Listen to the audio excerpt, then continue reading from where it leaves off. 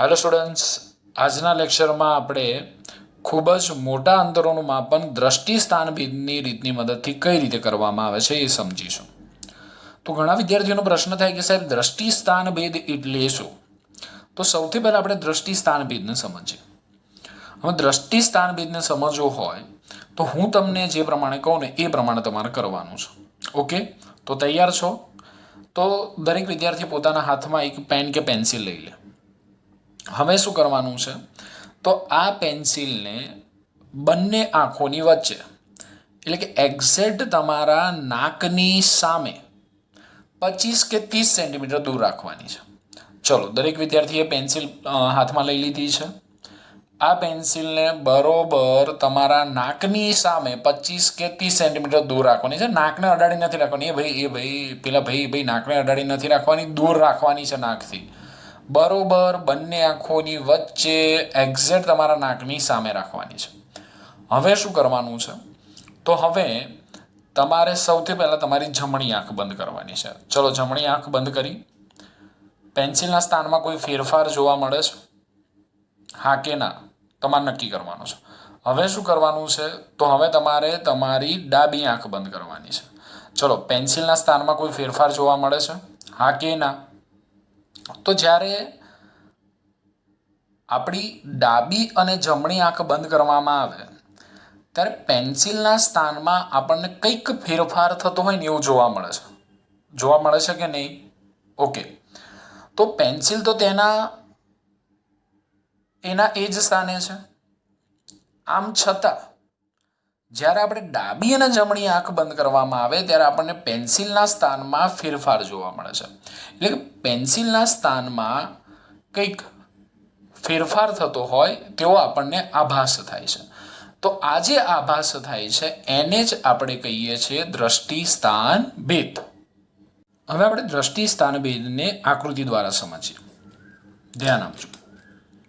ધારો કે આપણી ડાબી આંખ છે એનું એલ વડે દર્શાવું, જમણી આંખ છે એને હું આર વડે દર્શાવું, અને ધારો કે આપણે આ પેન્સિલને જોઈ રહ્યા છીએ જેને હું પી વડે દર્શાવું છું. હવે આપણે અનુભવ્યું કે જ્યારે આપણી ડાબી કે જમણી કે ડાબી આંખ બંધ કરવામાં આવે ત્યારે પેન્સિલ તેના મૂળ સ્થાનને બદલે કાં તો આપણને અહીંયા દેખાય છે કાં તો આપણને અહીંયા દેખાય છે. એટલે કે પેન્સિલ તો તેના તે જ સ્થાને છે. આમ છતાં પેન્સિલના સ્થાનમાં ફેરફાર થતો હોય તેવો આભાસ થાય છે. તો આ આભાસને જ આપણે કહીએ છીએ દ્રષ્ટિ સ્થાન ભેદ. પણ હવે આપણને બીજો પ્રશ્ન થાય કે સાહેબ આપણને દ્રષ્ટિ સ્થાન ભેદ શાના કારણે અનુભવાય છે? તો આપણી જે બંને આંખો છે એ બંને આંખો એકબીજાથી અમુક અંતરે આવેલી છે, જેને કારણે આપણને દ્રષ્ટિ સ્થાન ભેદનો આભાસ થાય છે અથવા કે અનુભવ થાય છે. અને આ બંને આંખો વચ્ચેનું જે અંતર છે એ અંતરને કહેવામાં આવે છે પાયો, અને એને અંગ્રેજીમાં કહેવામાં આવે છે બેઝ પણ કહેવાય અને બેસિસ તરીકે પણ ઓળખવામાં આવે છે. હવે આ જે પેન્સિલ છે એ પેન્સિલ બંને આંખોથી એક સરખા અંતરે આપેલી છે. તો હું એલથી પીના અંતરને જો ડી વડે દર્શાવું તો આરથી પીનું અંતર પણ ડી જેટલું જ થશે, કારણ કે પેન્સિલ તો બંને આંખોથી એક સરખા અંતરે આવેલી છે. હવે આપણે અહીંયા જોઈ શકીએ છીએ કે બંને આંખો વડે પેન્સિલ પાસે એક કોણ રચાય છે. એ કોણનું એક કામ કરું, થીટા વડે દર્શાવી દઉં. હવે થીટા એ ખૂણો થયો, એલઆર એ પાયો થયો, અને એલપી અને આરપી એ આંખોથી પેન્સિલનું અંતર થયું. હવે આપણે એક કામ કરીએ કે આ જે પેન્સિલ છે એ પેન્સિલને હું કેન્દ્ર તરીકે લઉં. પેન્સિલને કેન્દ્ર તરીકે લઈ એક ડી ત્રિજ્યાવાળું જો વર્તુળ વિચારું, પેન્સિલને હું કેન્દ્ર તરીકે લઈને આ ડી ત્રિજ્યાવાળું જો એક વર્તુળ વિચારું તો એલઆર એ વર્તુળનો શું બને? ચાપ બનશે. એલપી અને આરપી એ વર્તુળની ત્રિજ્યા થશે. તો આ ચાપ વડે પેન્સિલ પાસે જે કોણ રચાય છે એ કોણને કહેવામાં આવે છે દ્રષ્ટિ સ્થાન ભેદ કોણ. એ કોણને આપણે કહીશું દ્રષ્ટિ સ્થાન ભેદ કોણ કહીશું. ઓકે, તો અહીંયા બંને આંખો વડે પેન્સિલ પાસે રચાતો કોણ, એ કોણને આપણે કહીશું દ્રષ્ટિ સ્થાન ભેદ કોણ. હવે આપણે કોણ ચાપ અને ત્રિજ્યા વચ્ચેનો સંબંધ જોઈએ છે. તો આપણે આગળના લેક્ચરમાં ભણીને આવ્યા કે ચાપ, ખૂણો અને ત્રિજ્યા વચ્ચેનો સંબંધ આપણે લખવો હોય તો ખૂણાની રેડિયનમાં વ્યાખ્યા અનુસાર ખૂણો બરાબર આપણે લખી શકીએ ચાપ ભાગ્યા ત્રિજ્યા. તો મેં અહીંયા ખૂણાને શેના વડે દર્શાવ્યો છે? થીટા વડે દર્શાવ્યો છે. ચાપ આપણે કયો લીધો છે? તો ચાપ આપણે LR લીધો છે. ત્રિજ્યા, તો ત્રિજ્યા કઈ થઈ? LP અને RP, બંનેમાંથી ગમે તે લઈ શકો કારણ કે બંને સરખા જ છે. તો theta is equal two LR. LR તો આ પાયાને હું સ્મોલ b વડે દર્શાવી દઉં. તો LR બરાબર b અને LP બરાબર કેપિટલ D. તો theta is equal two b/d, જેને આપણે દ્રષ્ટિ સ્થાનભેદ કોણનું સૂત્ર કહીએ છીએ. હવે આપણને પ્રશ્ન થાય કે સાહેબ દ્રષ્ટિ સ્થાનભેદની રીતનો ઉપયોગ ક્યાં કરવામાં આવે છે? તો ખૂબ જ મોટા અંતરોના માપન માટે દ્રષ્ટિ સ્થાનભેદની રીતનો ઉપયોગ કરવામાં આવે છે. અને દ્રષ્ટિ સ્થાનભેદની રીતનો ઉપયોગ કરીને આપણે પૃથ્વીથી ખૂબ જ દૂર આવેલા કોઈ પણ ગ્રહનું અંતર આપણે માપી શકીએ છીએ. અને દ્રષ્ટિ સ્થાનભેદની રીત, જેને અંગ્રેજીમાં આપણે પેરેલેક્સ મેથડ તરીકે પણ ઓળખીએ છીએ. ધારો કે આ કોઈ ગ્રહ છે અને આ ગ્રહનું આપણે પૃથ્વીથી અંતર માપવું છે. તો આ ગ્રહનું જો આપણે પૃથ્વીથી અંતર માપવું હોય તો આપણે શું કરવાનું છે? તો આપણે પૃથ્વીના વ્યાસાંતે આવેલા બે બિંદુઓ A અને B પરથી ટેલિસ્કોપની મદદથી એક સાથે આ ગ્રહનું અવલોકન કરવાનું છે. આપણે આ ગ્રહનું પૃથ્વીથી અંતર માપવું છે. તો આ માટે આપણે શું કરીએ છીએ? તો આપણે પૃથ્વીના વ્યાસાંતે આવેલા બે બિંદુઓ A અને B પરથી ટેલિસ્કોપની મદદથી એક સાથે આ ગ્રહનું અવલોકન કરીએ છીએ. તો અહીંયા આપણે જોઈ શકીએ કે એક અવલોકન દિશા થઈ AS અને બીજી અવલોકન દિશા થઈ BS.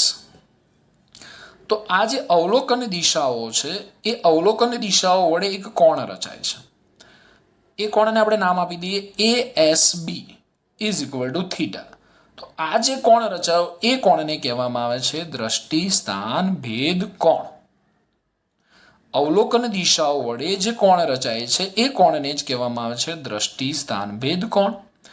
અહીંયા જે પૃથ્વીનો વ્યાસ AB છે એ વ્યાસને હું સ્મોલ b વડે દર્શાવું. પૃથ્વીથી ગ્રહનું જે અંતર છે એને હું કેપિટલ D વડે દર્શાવું છું. તો આપણે અહીંયા કહી શકીએ કે AS is equal two D અને BS is equal two D. હવે આપણે આ ગ્રહને જો કેન્દ્ર તરીકે લઈ લઈએ અને D ત્રિજ્યાવાળું જો વર્તુળ વિચારીએ તો આ AB આ વર્તુળનો શું બને છે? ચાપ બને. જો AB વર્તુળનો ચાપ બને તો આપણે ખૂણાની રેડિયનમાં વ્યાખ્યા અનુસાર શું લખી શકીએ? ખૂણો બરાબર ચાપ ભાગ્યા ત્રિજ્યા. અને આ સૂત્રનો ઉપયોગ કરીને આપણે પૃથ્વીથી ગ્રહનું અંતર D શોધી શકીએ છીએ. ઓકે, તો આપણે થિયરિટિકલ મુદ્દા કઈ રીતે લખવાના છે એ સમજીએ. તો પહેલો મુદ્દો, દ્રષ્ટિ સ્થાન ભેદની રીતની મદદથી પૃથ્વીથી ખૂબ જ દૂર આવેલા કોઈ ગ્રહ S નું અંતર D શોધી શકાય છે. તો આ રીતમાં શું કરવાનું છે? તો આ રીતમાં પૃથ્વીના વ્યાસાંતે આવેલા બે બિંદુઓ A અને B પરથી એક જ સમયે ગ્રહ S નું અવલોકન કરવામાં આવે છે.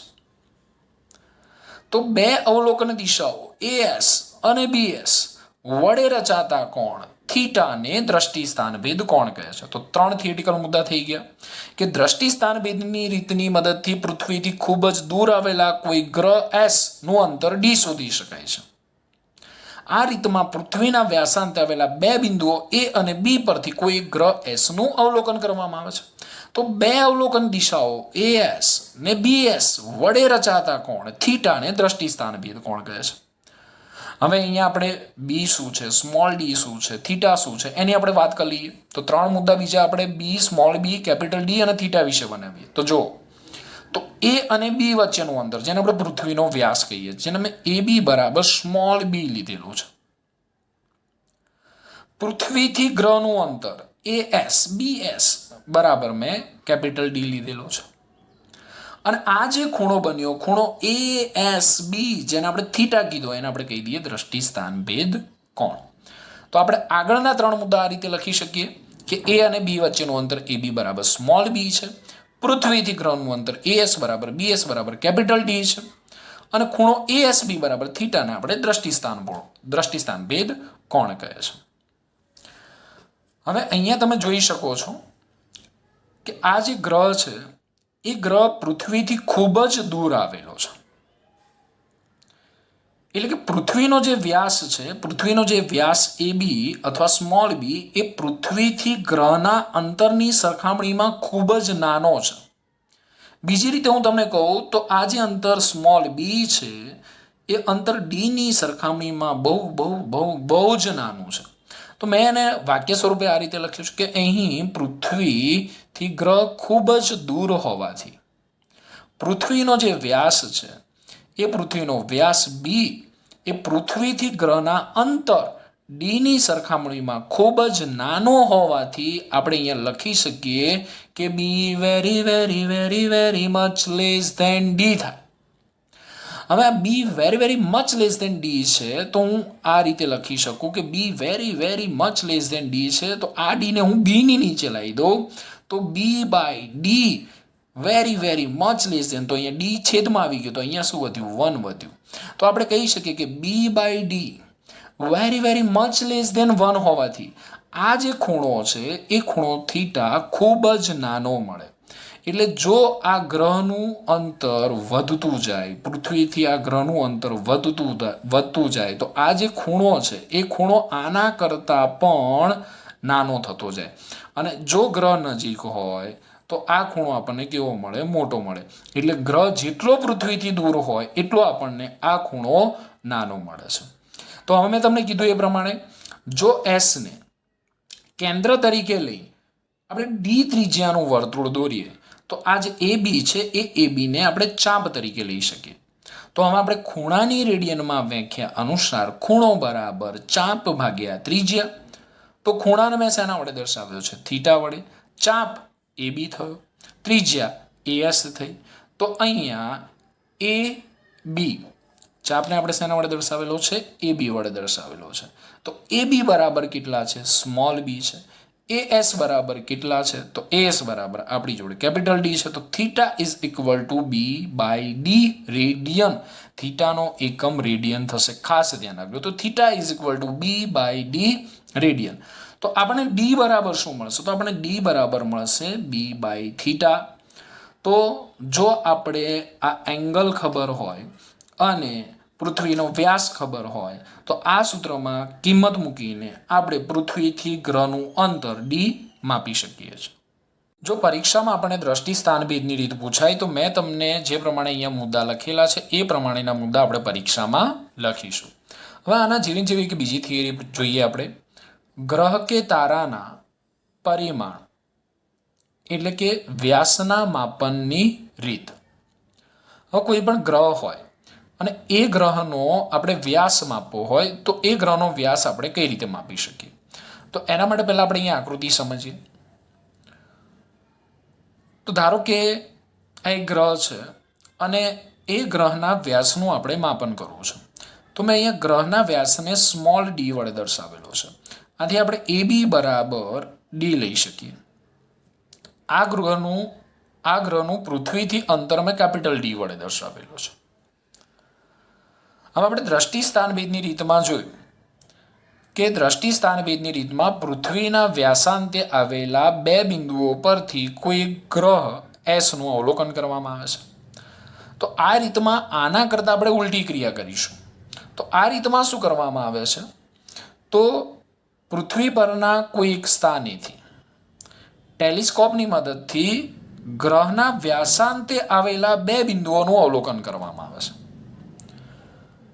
ફરીથી કહું છું શું કરવામાં આવે છે? તો આ રીતમાં પૃથ્વી પરના કોઈ એક સ્થળેથી કે સ્થાનેથી ટેલિસ્કોપની મદદથી આ ગ્રહના વ્યાસાંતે આવેલા 2 બિંદુઓનું અવલોકન કરવામાં આવે છે. તો અહીંયા ગ્રહના જે વ્યાસ છે એ ગ્રહના વ્યાસ વડે આપણે જોઈ શકીએ છીએ કે પૃથ્વી પર એક કોણ રચાય છે અને આ જે કોણ રચાય છે એને જ કહેવામાં આવે છે ગ્રહનો કોણીય વ્યાસ, જેને મેં અહીંયા આલ્ફા વડે દર્શાવેલો છે. તો ગ્રહના વ્યાસ વડે પૃથ્વી પર રચાતા કોણ આલ્ફાને ગ્રહનો કોણીય વ્યાસ કહે છે. હવે આપણે ખૂણો, ચાપ અને ત્રિજ્યા વચ્ચેનો સંબંધ લખવો હોય તો ખૂણાની રેડિયનમાં વ્યાખ્યા અનુસાર આપણે લખી શકીએ ખૂણો બરાબર ચાપ ભાગ્યા ત્રિજ્યા. અહીંયા ગ્રહના વ્યાસ વડે પૃથ્વી પર રચાતો કોણ આલ્ફા છે, ચાપ આપણે એબી લીધેલો છે અને ત્રિજ્યા આપણે એઈ લઈ શકીએ. તો alpha is equal to AB by A, પરંતુ એબી બરાબર સ્મોલ ડી, એઈ બરાબર કેપિટલ ડી, માટે આલ્ફા ઇઝ ઇક્વલ ટુ થશે small d by capital D. હવે આપણે ગ્રહનો વ્યાસ ડી માપવો છે તો આ સૂત્રમાં ડીને કરતા બનાવું તો ડી ઇઝ ઇક્વલ ટુ થશે આલ્ફા ઇન્ટુ ડી, જે આલ્ફાને આપણે કહીએ છીએ ગ્રહનો કોણીય વ્યાસ કહે છે.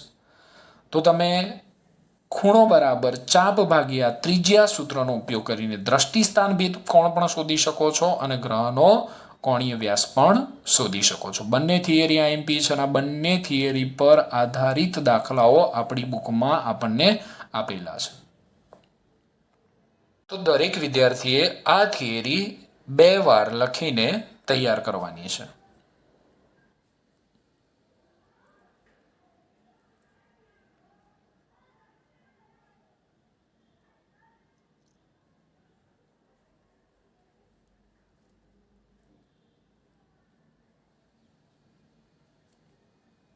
લંબાઈનું માપન.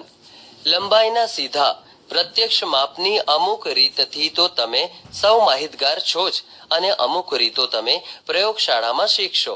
જેમ કે 10⁻³ મીટરથી 10 સ્ક્વેર મીટર ક્રમના માપન માટે મીટર પટ્ટીનો ઉપયોગ થાય છે, જ્યારે 10⁻⁴ મીટરના ક્રમનું ચોકસાઈપૂર્વકનું માપન કરવા માટે વર્નિયર કેલિપર્સનો ઉપયોગ થાય છે. જ્યારે 10⁻⁵ મીટરના ક્રમના માપન માટે સ્ક્રૂ ગેજ અને સ્ફેરોમીટરનો ઉપયોગ થાય છે. ખૂબ જ મોટા અંતરોના તથા અવકાશીય અંતરોના માપન માટે અમુક પરોક્ષ રીતોનો ઉપયોગ થાય છે. મોટા અંતરના માપન માટેની દ્રષ્ટિ સ્થાન ભેદની રીત પેરાલેક્સ મેથડ. મોટા અંતરના માપન માટે દ્રષ્ટિ સ્થાન ભેદ પેરાલેક્સની રીતનો ઉપયોગ કરી શકાય છે. આ રીતમાં પૃથ્વી પરના કોઈ પણ 2 સ્થળો એ અને બી પરથી એક સાથે પૃથ્વીથી ડી જેટલા અંતરે આવેલ ગ્રહનું નિરીક્ષણ કરી અતિ દૂરના તારાઓના સંદર્ભમાં નિરીક્ષણ દિશાઓ નક્કી કરવામાં આવે છે. ઉદાહરણ તરીકે ધારો કે આકૃતિમાં દર્શાવ્યા પ્રમાણે કોઈ ગ્રહ પી નું પૃથ્વીના કોઈ વ્યાસાંતે આવેલા સ્થળો એ અને બી પરથી એક સાથે અવલોકનો કરતા અવલોકન દિશાઓ એપી અને બીપી મળે છે. હવે પૃથ્વીથી ગ્રહનું અંતર પૃથ્વીના વ્યાસ કે પૃથ્વી પરના કોઈ 2 અવલોકન સ્થાનો વચ્ચે અંતરની સરખામણીમાં ઘણું જ મોટું હોવાથી ખૂણો થીટા અત્યંત નાનો હોય છે. ખૂણો થીટા એ દ્રષ્ટિ સ્થાન ભેદ કહેવાય. તેથી ખૂણાની રેડિયન વ્યાખ્યા અનુસાર થીટા ઇઝ ઇક્વલ ટુ ચાપ અપોન ત્રિજ્યા is equal to AB upon AP is equal to 2 અવલોકન સ્થાન વચ્ચેનું અંતર બી અપોન પૃથ્વીથી ગ્રહનું અંતર ડી. માટે D is equal to B upon theta. સમીકરણ 1. ગ્રહ કે તારાના પરિમાણનું માપન. Measurement of the size of a planet or a star. જો ગ્રહનો વ્યાસ ડી હોય અને આ વ્યાસ વડે પૃથ્વી પરના કોઈ અવલોકન સ્થળે આંતરાતો કોણ આલ્ફા હોય તો આલ્ફાને ગ્રહનો કોણીય વ્યાસ કહે છે. આપેલા અવલોકન સ્થળે ટેલિસ્કોપને વારાફરતી ગ્રહના વ્યાસાંતે ગોઠવવાથી આલ્ફાનું માપન થઈ શકે છે. Alpha is equal two D upon capital D in radian. સમીકરણ 2. જો પૃથ્વીથી ગ્રહનું અંતર કેપિટલ ડી જાણીતું હોય તો સમીકરણ 2 નો ઉપયોગ કરીને સ્મોલ ડી શોધી શકાય છે. વ્યવહારમાં ખૂણો આલ્ફા ઘણો નાનો હોય છે. ખૂબ જ સૂક્ષ્મ અંતરોનું માપન, અણુનું કદ, measurement of very small distance, size of molecule. ખૂબ જ સૂક્ષ્મ અંતરો જેમ કે અણુનું કદ 10⁻8 મીટરથી 10⁻10 મીટરના માપન માટે આપણે વર્નિયર કેલિપર્સ અથવા માઇક્રોમીટર સ્ક્રૂ ગેજ કે તેના જેવા માપનના બીજા સાધનનો ઉપયોગ કરી શકીએ નહીં. આ માટે આપણે કોઈ ખાસ રીતને અપનાવવી પડે. ઓપ્ટિકલ માઇક્રોસ્કોપ એ દ્રશ્ય પ્રકાશના તરંગોનો ઉપયોગ કરે છે. દ્રશ્ય પ્રકાશની તરંગ લંબાઈ 4000 એંગસ્ટ્રોંગ થી 8000 એંગસ્ટ્રોંગ 1 એંગસ્ટ્રોંગ ઇઝ ઇક્વલ ટુ 10⁻10 મીટર જેટલી છે. આથી તેની મદદથી આ અંતર કરતા નાના કણોના કદ જોઈ કે માપી શકાતા નથી. ત્યારબાદ વિકસાવવામાં આવેલ ઇલેક્ટ્રોન માઇક્રોસ્કોપમાં દ્રશ્ય પ્રકાશને બદલે ઇલેક્ટ્રોન બીમનો ઉપયોગ કરવામાં આવે છે. આ માઇક્રોસ્કોપનું વિભેદન 0.6 એંગસ્ટ્રોંગ જેટલું હોય છે. આથી તેની મદદથી દ્રવ્યમાં રહેલા અણુ પરમાણુઓને જોઈ શકાય છે. હાલમાં નેનો ટેકનોલોજીના અભ્યાસ માટે વિકસાવવામાં આવેલ ટનલિંગ માઇક્રોસ્કોપની વિભેદ શક્તિ એટલી ઊંચી છે કે જેની મદદથી અણુની સાઈઝનો અંદાજ મેળવવો શક્ય બન્યો છે. અણુનો વિસ્તાર માપવાની એક રીતમાં આણ્વિક સ્તર મોનોમોલિક્યુલર લેયરની રીત જાણીતી છે. આ રીતમાં આણ્વિક સ્તરની જાડાઈ શોધવામાં આવે છે. તેના પરથી અણુ વિસ્તાર જાણી શકાય છે. જેમ કે સ્ટીયરિક એસિડનું સ્તર અમુક જાડાઈ કરતાં વધુ પાતળું બની શકતું નથી. આ સ્થિતિમાં સ્ટીયરિક એસિડના અણુઓનો વ્યાસ સ્તરની જાડાઈ બરાબર હોય છે. ભૌતિક શાસ્ત્રમાં આપણે ખૂબ જ સૂક્ષ્મ અંતર અને ખૂબ જ મોટા અંતરો સાથે કામ લેવાનું હોય છે. દાખલા તરીકે ન્યુક્લિયસની સાઈઝ 10⁻14 મીટરના ક્રમની છે, જ્યારે ગેલેક્સીની સાઈઝ 10⁻21 મીટર છે. આથી સૂક્ષ્મ તેમજ મોટા અંતર માટે અંતરના કેટલાક ખાસ એકમો વ્યાખ્યાયિત કરવામાં આવ્યા છે, જે આ મુજબ છે. 1 fermi is equal to 1 fm is equal to 10⁻15 meter. 1 angstrom is equal to 1 angstrom is equal to 10⁻10 meter. 1 astronomical unit is equal to 1 astronomical unit is equal to 1.496 into 10⁻11 meter. સૂર્ય અને પૃથ્વી વચ્ચેના સરેરાશ અંતરને 1 astronomical unit કહે છે. 1 પ્રકાશ વર્ષ is equal to 1 light year is equal to 9.46 into 10⁻15 meter. 1 parsec is equal to 3.08 into 10⁻16 meter. 1 astronomical unit જેટલી લંબાઈ વડે જે અંતરે 1 સેકન્ડ જેટલો કોણ આંતરાતો હોય તે અંતરને 1 પાર્સેક પીસી કહે છે. R is equal to L upon theta is equal to 1 astronomical unit upon 1 second is equal to 1.496 into 10⁻11 upon 1 upon 60 into 1 upon 60 into pi upon 180 is equal to 3.08 into 10⁻16 meter.